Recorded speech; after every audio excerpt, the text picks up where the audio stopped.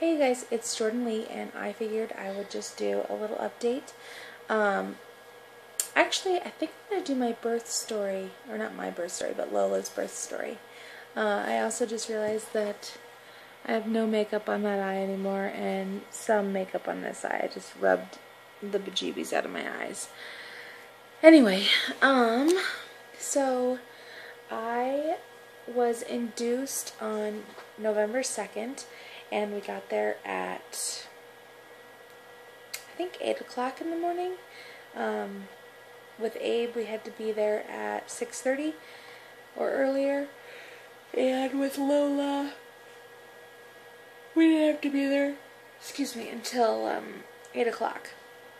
So I talked to my doctor, and she decided that she wanted to do Pitocin as well as break my water. And with Abe, I had only let her break my water until about noon or 1, and then I let her start giving me Pitocin. And I was planning on doing the same thing this time, but she just said that since things went so slowly last time, that she anticipated them going faster this time, but she still thought we could start the Pitocin and then back it off and see if my contractions stayed regular, or if I still needed the Pitocin to keep them regular and strong. So that was what we did. Sorry, I have all these little baby hairs growing back in. It's driving me nuts. So we started the Pitocin. She broke my water. Everything was fine and dandy. I had mild contractions. They upped my Pitocin. Alan's bringing the stroller up so I can put it together, because tomorrow he has to work. That was loud. And Abe's asleep, so thank you. Anyway, so they upped my Pitocin again. We walked and walked and walked and walked and walked. And then all of a sudden, what time would you say things started picking up? Yeah, I would have said 2 as well. So around 2 or 3, things started to pick up. They checked me, and I was like, they didn't check me for a long time. And then when they checked me, I was 5 or 6. I was 5 centimeters. Alan remembers better than I do. I was 5 centimeters dilated, and I was in a ton of pain. And my contractions were really strong, and they were pretty close together, and I felt like I wasn't really getting much of a break. I think I was probably getting like a 2-minute break in between, which I'm sure is regular, but it just seemed, they just were really intense. Not that I didn't anticipate them being intense, because you're in labor.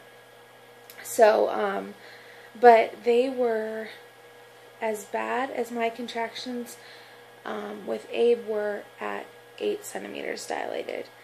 So I decided that I wanted the epidural. I was trying really hard not to get them, but my fear won out. I was really afraid that since she was going to be a bigger baby, that I would tear from end to end, and I did not want to feel that. So I decided to get an epidural, and after they gave me the epidural, about an hour later, was it about an hour later? Yeah, about an hour later. So I would say they checked me at 2, and I found out I was 5 centimeters. So then about an hour later, they checked me again, and I was 7. Was I 7? No, she said that she thought I was probably about 7 or 8 centimeters, and when they checked me, I was 9 centimeters dilated. And Alan walked out to go talk to one of his buddies that was there or something. I can't remember. Is that why you left? Or to talk to his parents or something. And my mom was in the room, and I said, oh my gosh, you have to go get Alan right now. Probably within 5 minutes of him leaving. And they said, are you feeling a lot of pressure? I said, yes. And I just knew she was coming, because all of a sudden I just felt this intense pressure. And so she checked me again, and her head was right there. So my mom ran, and she had just had knee surgery, so she couldn't really walk very fast. So my mom ran as fast as she could, which was really slow, to get Alan, and I was holding off pushing, and that is one of the hardest things to do, is not push when your body wants to push. So we waited for Alan, we waited for the doctor. They had to call the doctor, and they said, you might want to put a little pep in your step because she is having this baby right now. So my doctor came down and, or came over. Their office is in the same building as the hospital. And so they got all ready, and I couldn't help, my body was already pushing, and she was coming out. And then I got her head out in like 2 pushes, maybe. I would say her head was like halfway out in 2 pushes, and then she just wouldn't come out.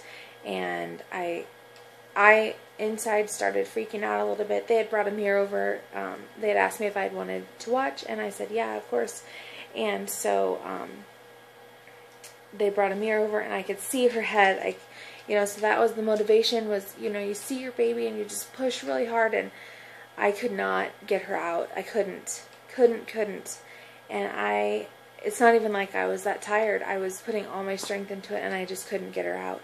So they stretched me, and they got her head out, and then her shoulders were stuck.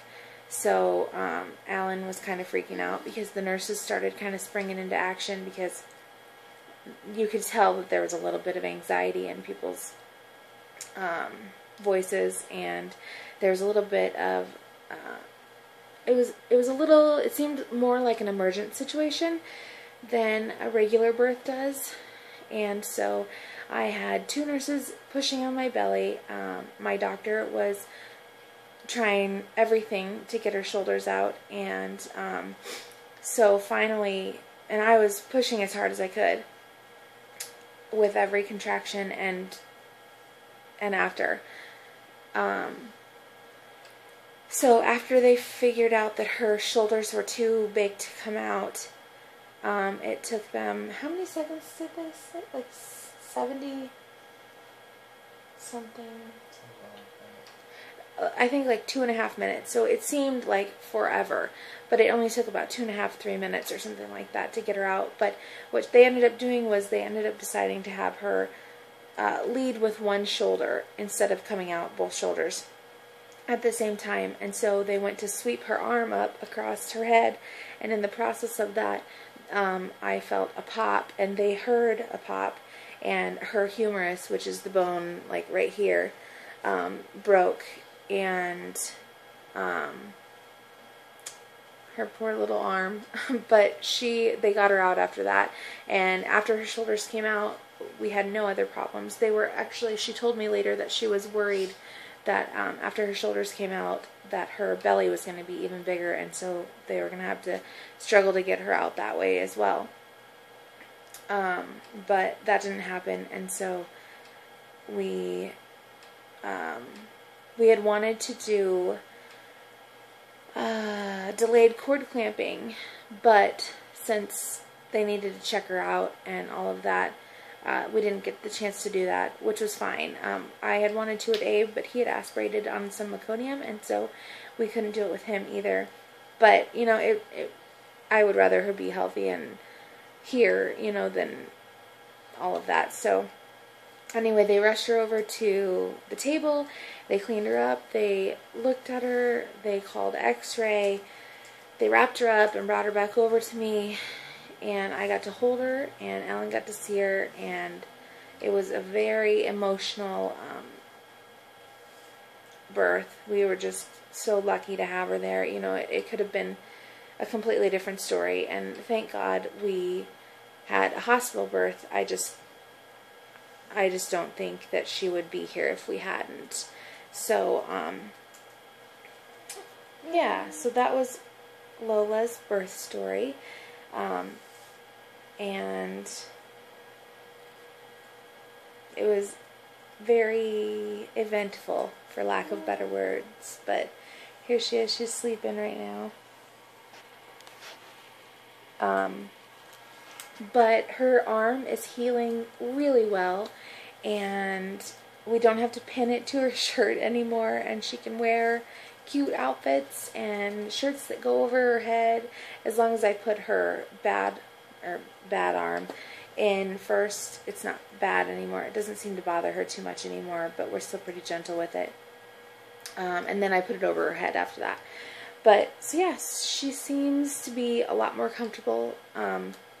We went back to the orthopedic doctor, and they took another x-ray, and everything looks good.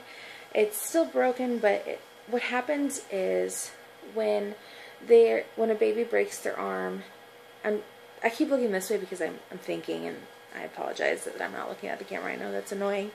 But what happens is all of the fluids and blood rush to that injured area, and then they kind of form a ball around the broken bones, and it calcifies and turns to bone, and it heals and straightens itself out. So that's what's happening right now. So in the x-ray, do you have that picture of me? You know? Let me grab it real quick. In the x-ray, it still looks broken, but you can also see like a shadow that kind of like goes around the side of the break, and that's that sticky bone ball of fluid. And so it's calcified enough that, let me see if you can see it. I don't know, this is not a very good picture. So, let me see. There, okay. So right there is the break. And that's her arm, and then that's her arm up there. And that shadow right there is that ball of bone. And Alan's phone just turned off. So anyway, so that's what it looks like now. But that was a week ago, and so I'm sure it's even more healed than that now. So anyway, that is Lola June's birth story, and I hope to have a couple of updates up soon. Other than that, we are doing great, and if you have any questions, let me know. Have a good one, you guys. Bye.